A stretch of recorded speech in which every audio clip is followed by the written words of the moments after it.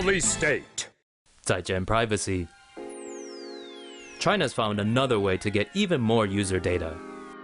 At the end of February, Apple will move China-based iCloud users' data and keys from its servers in the US to China. The company says this is to comply with Chinese law. If a user's Apple device is connected to an iCloud account, it typically backs up photos, emails, messages, contacts, and other information. From the end of February, Chinese authorities will be able to issue Apple with a warrant to access this data. This only applies to users who set their home as China. Users in Hong Kong and Macau are not affected. The data will be stored on state-controlled firm Guizhou Cloud Big Data servers. Many are concerned how this will impact China-based users' privacy. But hey, it's just China. What could go wrong? Let's not get Orwellian. There's no escaping in China. Chinese authorities have begun donning high-tech glasses to spot suspects, the latest use of facial recognition technology in the increasingly all-seeing state. Police in Zhengzhou can now verify people's identities within minutes using sunglasses with a camera attachment, which is connected to a database via a portable device. Officers who spot a suspicious person from as far as 5 meters away need only take a photo showing at least 70% of the face. The photo is run through the system, allowing officers to access information like names, ethnicity, gender, and address. It also details the hotel a person is staying at, recent internet history, and whether he is wanted for any crime. 7 suspects involved in the kidnapping and hit-and-run incidents have been arrested so far, with 26 others apprehended for using fake IDs. The use of facial scanners and other similar technology are widespread in China, where there are fewer privacy concerns. The government is in the process of amping up surveillance, starting with a database containing relevant information on its 1.3 billion citizens. Big Boss is watching. You may not know it, but your company could be keeping tabs on you, planting sensors in the lights, under your desk, or even in your badge. Companies who use such devices claim the goal is less about allowing employers to snoop on workers and more about efficiency and practicality. Sensors are often embedded in inconspicuous places like light fixtures. They detect motion and can track employees' behavior patterns, allowing a back-end system to adjust lighting and temperature accordingly, and thus save on energy.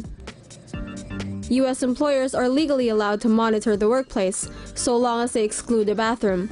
And some bosses are fully utilizing that right. Employees at one company have sensors in their badges equipped with microphone and GPS to track physical and verbal interaction in the office. Soon, colleagues and higher-ups could forego emails and messaging, and instead use locators embedded in badges paired with an app to track specific individuals. On the bright side, data collected from these devices are anonymized. This means individual employees won't leave an electronic trail that would allow employers to eavesdrop. But that's what every company that tracks your data says. Do you trust them? The Internet on Communism.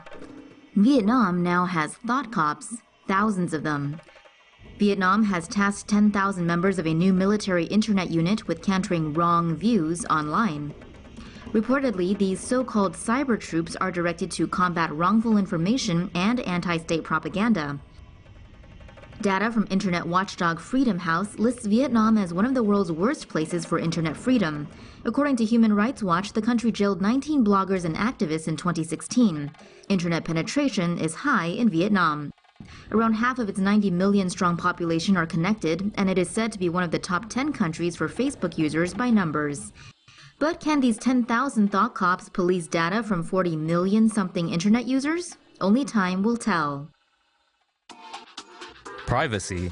What privacy? A Georgetown law report has found that a biometric exit program for airline passengers is improperly gathering data on Americans and violating their privacy. The Department of Homeland Security has installed facial scanners in 9 international airports across the U.S. as part of their biometric exit program. The program is part of efforts to nab travelers who are overstaying their visas or using fraudulent documents. Passengers' faces are scanned at the boarding gate and matched to a DHS database for verification. Face scans are mandatory for foreign nationals, but U.S. citizens on international flights can opt out and have their documents manually checked. It's unclear, though, if American passengers are being informed of this option. According to Homeland Security's own data, 1 in 25 travelers are erroneously rejected by the system despite using valid credentials. The technology also reportedly had high error rates and often inaccurately identified women and African Americans.